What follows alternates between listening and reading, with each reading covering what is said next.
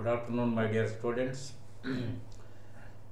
ఇంతకు ముందు వీడియోలో నేను justify the title profit and loss account అన్నాను. అంటే ప్రాఫిట్ అండ్ లాస్ అకౌంట్ వల్ల గరిష్ట లాభం, నికర లాభం మనకి తెలుస్తుంది. అంటే gross profit and net profit తెలుస్తుంది.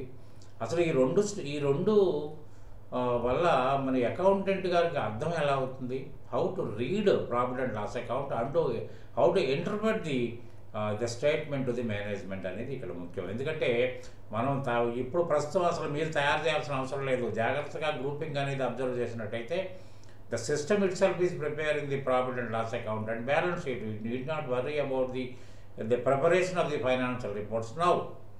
సరే, ఓకే, ఏదైనా సరే మన యొక్క నాలెడ్జ్ని ఉపయోగించి మనం దాన్ని రికార్డ్ చేస్తాం కాబట్టి దానికి అనుకూలంగా వస్తుంది.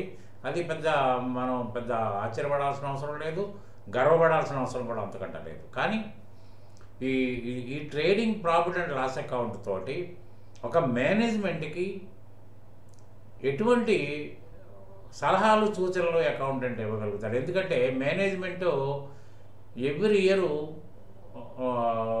ఒక రివ్యూ మీటింగ్స్లో ఇవన్నీ అబ్జర్వ్ చేసి డెసిషన్స్, అంటే ఇప్పుడు స్ట్రాంగ్ ఎకనామిక్ ఫైనాన్షియల్ డెసిషన్స్ తీసుకోవాలి. ఆర్థిక సంబంధమైన నిర్ణయాలు ఏంటంటే ఎప్పుడు కూడా వ్యాపారస్తుల దృష్టి ఎలా ఉంటుంది, లాభాపేక్షతో ఉంటాడు, లాభాలు ఇంకా పెంచుకోవాలని చూస్తాడు. కాబట్టి దానికి అనుకూలంగా అకౌంటెంట్ గారి యొక్క అడ్వైజెస్ ఉండాలి. అది నా ఉద్దేశం.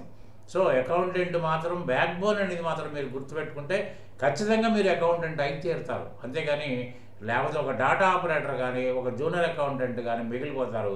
ఇంతకు మించి ఒక మెట్టు కూడా ఎదగలేరు. ఎందుకంటే శాలరీ పెరగచ్చు, కానీ మీ యొక్క క్యాపబిలిటీ మాత్రం ఒక స్టెప్ కూడా పైకి రాదు అని మాత్రం ఖచ్చితంగా చెప్పగలుగుతాను. దీంట్లో చూడండి, నేను ట్రేడింగ్ ప్రాఫిట్ అండ్ లాస్ అకౌంట్లో మీ యొక్క ఫార్మేట్ ప్రకారం ఓపెనింగ్ స్టాక్ ఇచ్చాను, అంటే లాస్ట్ ఇయర్ క్లోజింగ్స్, తర్వాత పర్చేస్ ఇచ్చాను, తర్వాత పర్చేస్లో కూడా డీటెయిల్స్ ఇచ్చాను నేను కంప్లీట్. ఒక పర్చేస్ అనేది వదిలిపెట్టలేదు.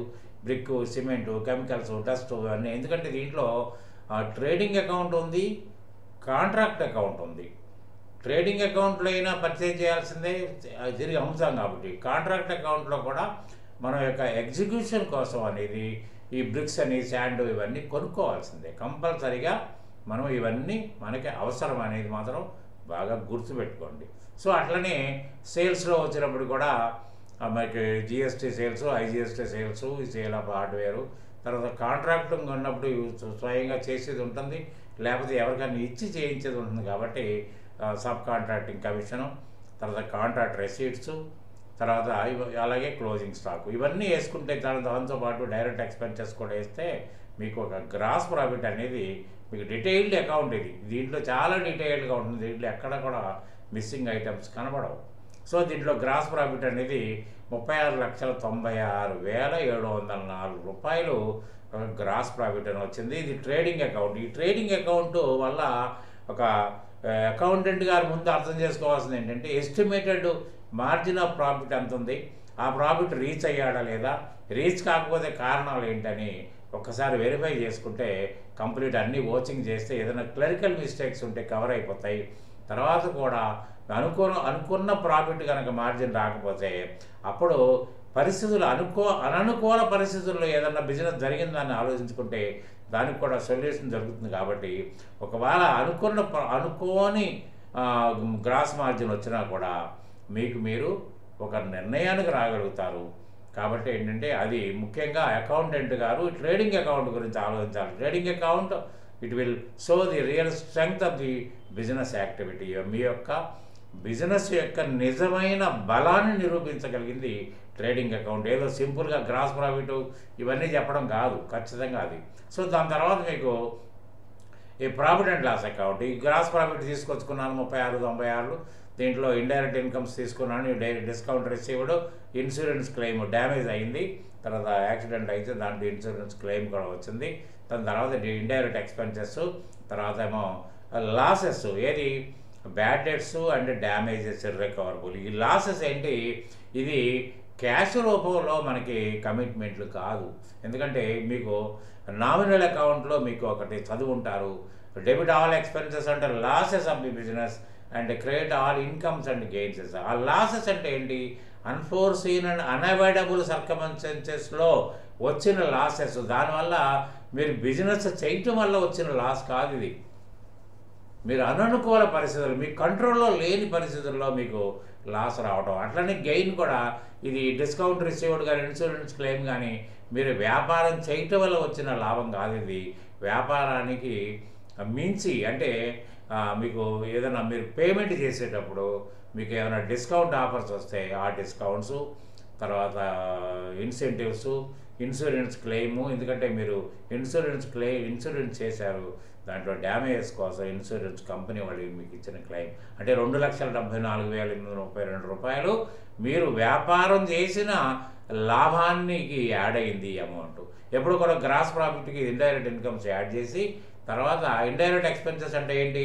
Administrative expenses plus losses. Administrative expenses అంటే బిజినెస్ టర్న్ ఓవర్తో సంబంధం ఉండదండి. రెంట్ టర్న్ ఓవర్ పెరిగినా తరిగినా రెంట్ అంతే ఉంటుంది, ఎలక్ట్రిసిటీ బిల్ అంతే ఉంటుంది, దాదాపు శాలరీస్ అంతే ఉంటాయి, ఇవన్నీ కూడా ఇంట్రెస్ట్లు అంతే ఉంటాయి. సో ఇవన్నీ కూడా అడ్మినిస్ట్రేటివ్ ఎక్స్పెన్సెస్ అంటే నిర్వహణ ఛార్జెస్ అని గుర్తుపెట్టుకోండి అవన్నీ. సో అవన్నీ పోతే మీకు ఎంత వచ్చిందండి? 2,18,025 రూపాయలు లాభం వచ్చింది. ఓహో, ఐ గాట్ ఏ ప్రాఫిట్ అనే ధీమాలో మన ఈయన గారు బిజినెస్ మేనేజ్మెంట్ ఉంటుంది. ఇది పార్ట్నర్షిప్ అనుకోండి, 2,18,000 రూపాయలు. సరే వాళ్ళు ఊహించిన లాభం కంటే తక్కువే వచ్చుండొచ్చు, సరే పర్వాలేదు, మొత్తానికి అయితే లాభంలో ఉన్నాం, నష్టంలో అయితే లేవు మనం అనే ఆలోచనతో మాత్రం అవగాహనలోకి వెళ్తారు వాళ్ళు. విన్నారా? కానీ ఇది నిజమైన లాభమా నష్టమా అనేది మనం ఇక్కడ గ్రహించాల్సిన అవసరం ఉంది. ఎందుకంటే నేను చెప్తున్నాను కదా, గత వీడియోలో చెప్పాను, వాపు కాదు బలం కాదు వాపు అని. కాబట్టి ఏంటంటే దీంట్లో మరి అసలు నిజంగా ఈ బిజినెస్ అనుకున్న విధంగా జరిగిందా? లాభాన్ని నిజమైన లాభమేనా ఇది? దీంట్లో ఏం కనిపిస్తుంది? మిగిలిన నేను బోల్డ్ చేశాను చూడండి, బ్యాడ్ డెట్స్ ఉంది, డ్యామేజ్, రికవరబుల్ ఉంది. అంటే మనం ఇన్సూరెన్స్ క్లెయిమ్ చేసినప్పుడు అండి, మనం ఏదో ఇంత 3 లక్షలు పోయిందని అడుగుతాం, కానీ వాళ్ళు అంత ఇవ్వకపోవచ్చు. దీంట్లో వాళ్ళు వెరిఫై చేసి సర్వే చేసి కొంత వాళ్ళు రిజెక్ట్ చేస్తారు మన బిల్స్. దాని చెప్పారు డ్యామేజ్ రికవరబుల్ అంటే ఖచ్చితంగా ఆ నష్టాన్ని మనం భరించాల్సిందే. తర్వాత అన్సెక్యూర్డ్ లోన్స్లో 2,03,353 రూపాయలు అన్సెక్యూర్డ్. అంటే ఈ 3 పద్ధతులు ఎందుకు బోల్డ్ చేశానంటే, అన్సెక్యూర్డ్ లోన్స్ ఎప్పుడు వస్తాయండి? ఏమండి, అన్సెక్యూర్డ్ లోన్స్ ఎప్పుడు వస్తాయి? మనకి అత్యవసర పరిస్థితుల్లో ఫ్యామిలీ మెంబర్స్ దగ్గర నుంచో, ఫ్రెండ్స్ దగ్గర నుంచో, రిలేటివ్స్ దగ్గర నుంచో ఏ విధమైన పత్రాలు ఇవ్వకుండా, ఏ విధమైన హామీలు ఇవ్వకుండా తీసుకునే లోన్స్ అండి. ఎందుకంటే ఎప్పుడైతే మనం ఈఎంఐ సిస్టంలో ఉంటుంది చూడండి, మీరు ఎక్కడైనా లోన్ తీసుకొని ఈఎంఐలు కడుతూ పోతూ ఉంటారో, సచ్చినట్టుగా మీరు ఆ డేట్లో ఆటోమేటిక్గా మీకు బ్యాంకు నుంచి వెళ్ళిపోతాయి డబ్బులు. కట్టక తప్పదు అది. లేదా వాడు వచ్చి పీకి మీద కూర్చుంటాడు ఒకవేళ మామూలు చెక్ సిస్టమ్ అయితే. కానీ అన్సెక్యూర్డ్ లోన్ ఎంత డేంజరస్ అంటే, మనోడే కదా, మనం ఒకవేళ అడిగినా కూడా అన్న ఇబ్బందులు ఉందలే, నేను ఇంకో 15 రోజులు ఇస్తాను అంటే దీనివల్ల ఏమవుతుంది? మనం కట్టాల్సిన వడ్డీ పెరిగిపోతూ ఉంటుంది. అంటే నిజమైన మేనేజ్మెంట్ ఇది కాదు అని మాత్రం ఖచ్చితంగా చెప్పగలుగుతాను నేను. బ్యాడ్ డెట్స్ కూడా ఏంటంటేనండి, బ్యాడ్ డెట్స్ పరిస్థితి ఏంటి? మీకు సరైన నిఘా లేకపోవడం వల్ల, ఒక కస్టమర్ని సరిగ్గా అర్థం చేసుకోకపోవడం వల్ల, వాడు టైం టు టైం పే చేయాల్సిన పరిస్థితిని అబ్జర్వ్ చేయకుండా, కాన్సన్ట్రేషన్ చేయకుండా అతను ఇచ్చినప్పుడే తీసుకోవడం, లేకపోతే ఎప్పుడు పడితే అప్పుడు వాడు 1 వారం రోజులు టైం అడిగి ఇచ్చేసేయడం, ఇవన్నీ జరగడం వల్ల ఏదో రోజున అది బ్యాడ్ డెట్గా మారిపోద్ది. ఆ బ్యాడ్ డెట్ నిజమైన బ్యాడ్ డెట్టా, లేకపోతే ఆఫీసులో స్టాఫ్ ఏదైనా కుమ్మక్క ఏదైనా చేసేసి తినేసేసి డబ్బులు వసూలు అయ్యి కూడా అది దాన్ని బ్యాడ్ డెట్గా క్రియేట్ చేశారనేది మేనేజ్మెంట్ అబ్జర్వ్ చేయాలి. ఎందుకంటే ఏదో స్టేట్మెంట్ చూసి ఇన్కమ్ ట్యాక్స్ ఫైల్ చేయడానికి సంతకాలు పెట్టడం కాదు, ఇది ఒరిజినాలిటీ. కాబట్టి అవి అబ్జర్వ్ చేయకపోతే పోయేది మీరే, మేనేజ్మెంటే పోతుంది. కానీ అది ఆ దెబ్బ అకౌంటెంట్ గారికి కూడా తగులుతుంది. అంటే అకౌంటెంట్ గారి కాన్సన్ట్రేషన్ సరిగ్గా లేని వల్లనే నాకు బ్యాడ్ డెట్స్ వచ్చినాయి, లేని వల్లనే అన్సెక్యూర్డ్లోని ఇంట్రెస్ట్లు పెరిగినాయి, లేని వల్లనే నాకు ఈ డ్యామేజ్ జరిగినాయి. ఇవన్నీ కూడా అకౌంటెంట్ గారికి మచ్చ, కానీ క్యారెక్టర్కి మచ్చ. అది మాత్రం బాగా గుర్తుపెట్టుకోండి. సో ఇవన్నీ పోయిన తర్వాత కూడా మీకు 2,18,000 నిజంగా బ్యాడ్ డెట్స్, నిజమైన బ్యాడ్ డెట్స్ అవి కాకుండా ఉన్నారనుకోండి, ఇంకొంచెం లాభం పెరిగేది. అన్సెక్యూర్డ్ లోన్స్లో కొద్దిగా జాగ్రత్తగా ఉంటాయి, టైం టు టైం వాళ్ళు కూడా డబ్బులు ఇచ్చి, దీంట్లో ఫ్రీ ఇంట్రెస్ట్ ఫ్రీ ఉంటాయి, ఇంట్రెస్ట్లు ఉంటాయి అన్నారా. దానికి కూడా ₹3 ₹10 వడ్డీలు కూడా తెస్తారు. ఎందుకంటే అత్యవసరం బ్యాంక్కి వెళ్తే తీసుకునేది కాబట్టి తీసుకుంటారు. కాబట్టి అవన్నీ కంట్రోల్ చేయగలిగితే ఇంకా లాభం కొంత పెరిగే అవకాశం ఉంటుంది. ఇదంతా బాగానే ఉంది.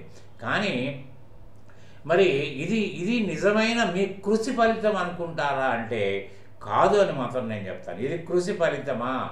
కాదు అని చెప్తాను. ఎట్లాంటి కృషి ఫలితం కాదంటే, నేను ఈ రెండో స్టేట్మెంట్ ఓపెన్ చేస్తాను చూడండి. ఈ రెండో స్టేట్మెంట్లో ఇవన్నీ బాగానే ఉన్నాయి. ఇక్కడ డిస్కౌంట్ రిసీవ్డ్ ఇన్సూరెన్స్ క్లెయిము అసలు రాలేదు అనుకోండి. ఎందుకంటే ఇవి డెఫినెట్గా వచ్చి ఇన్కమ్స్ కాదండి. ఎందుకు చెప్పమంటారా? ఇది డిస్కౌంట్ రిసీవ్డ్ అవతలోడి పరిస్థితి ఫైనాన్షియల్గా వీక్గా ఉన్నప్పుడు, అరే మనం వీడి దగ్గర నుంచి వసూలు చేయకపోతే వాడి పొద్దు ములుగుద్ది, బ్యాడ్ డెట్ అయిపోతుందని భయం అయినప్పుడు అవతలోడు మనకి డిస్కౌంట్ ఇస్తాడు, మనం కూడా అవతల డిస్కౌంట్ ఇస్తాం. ఇది ఆ పరిస్థితులు. తర్వాత ఇన్సూరెన్స్ క్లెయిమ్ కూడా మనకి అసలు ఇన్సూరెన్సే చేయలేదు అనుకోండి, లేకపోతే మనం రాంగ్ క్లెయిమ్ అనుకోండి, ఆ ఇన్సూరెన్స్ క్లెయిమ్ కూడా రాదు కదా.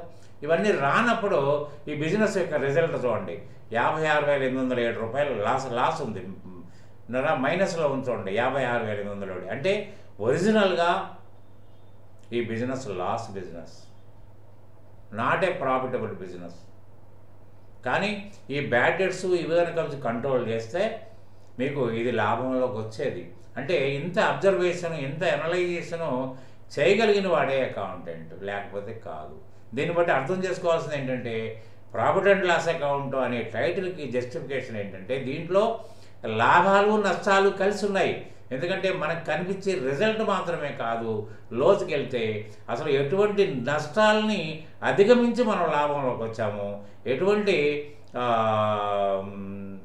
ఇతరత్ర ఇన్కమ్స్ వల్ల మనం లాభంగా సృష్టించబడ్డాం అనేది ఇక్కడ మనకు తెలిసిపోద్ది. కాబట్టి ఏంటంటే అకౌంటెంట్ గారి ఇంటర్ప్రిటేషను ఎలా ఉండాలి, అబ్జర్వ్ చేసి అర్థం చేసుకొని, రీడ్ అండ్ ఇంటర్ప్రిటేషన్ అంటే అది రీడ్ అంటే చదవడం కాదు, అంటే దానికి హౌ ఇట్ వాజ్, బిజినెస్ ఎలా తయారైంది, దీనివల్ల కారణాలు ఏంటి, నేను తీసుకోవాల్సిన జాగ్రత్తలు ఏంటి. అంటే అకౌంటెంట్ గారి సమర్థుడాన్ని నిరూపించుకోగలిగితే అతని పొజిషన్ రోజు రోజుకి పెరుగుతుంది అన్నారా. అతనికి ఉన్న ఇంపార్టెన్సు సంస్థలో ఎవరికి ఇవ్వరు. తర్వాత ఆడిటర్ కూడా చాలా తేలిగా, ఎందుకంటే అతను అబ్జర్వ్ చేసి ఒక ఫైనాన్షియల్స్ రిపోర్ట్స్ని తయారు చేశాడు కాబట్టి అతను ఇంకా మెరుగ్గా దాన్ని తయారు చేసి ఫైనలైజ్ చేయగలుగుతాడు. ఎందుకంటే వీరిద్దరూ కూడా కంపెనీని మెట్టు బై మెట్టు ఎక్కించడానికి కారకులు అవుతారు, అటు ఆడిటర్ కానీ అకౌంటెంట్ కానీ. ఇది గమనించకపోతే కనుక పొద్దు గడుస్తుందంతే, కానీ అల్టిమేట్ నష్టపోయేది మాత్రం మేనేజ్మెంటే. ఇది మాత్రం బాగా గమనించండి, గమనిస్తే ఇది మీకు అర్థమవుతుంది. కాబట్టి ఏంటంటే నేను ఈ పీడిఎఫ్ కావాలంటే, మీకు ఏదన్నా అసలు అబ్జర్వ్ చేద్దాం ఎలా ఉంది అని అబ్జర్వ్ చేయాలంటే, ఈ పీడిఎఫ్ కావాలంటే కూడా మీరు వాట్సాప్లో రిక్వెస్ట్ పెట్టండి, నేను ఈ 2 పీడిఎఫ్లు మీకు పంపిస్తాను. ఇది అకౌంటెంట్గా మీరు మారి ప్రయత్నం చేయగలిగితే ఇంతకంటే నేను చెప్పగలిగింది ఏముండదు. దీంట్లో ఎన్నో రకాలుగా నేను కేర్ తీసుకుని చేసిన స్టేట్మెంట్ కాబట్టి ఇది కూడా అబ్జర్వ్ చేయండి. కామెంట్స్ ఉంటే చేయండి. మీ కామెంట్స్ నన్ను ఇంకా బెటర్ వీడియోస్ చేయడానికి నన్ను ప్రోత్సహిస్తుందని అనుకుంటూ, మీకు కనుక నచ్చితే మీరు మీ ఫ్రెండ్స్కి షేర్ చేయండి, లైక్ చేయండి. Thank you very much. Good day.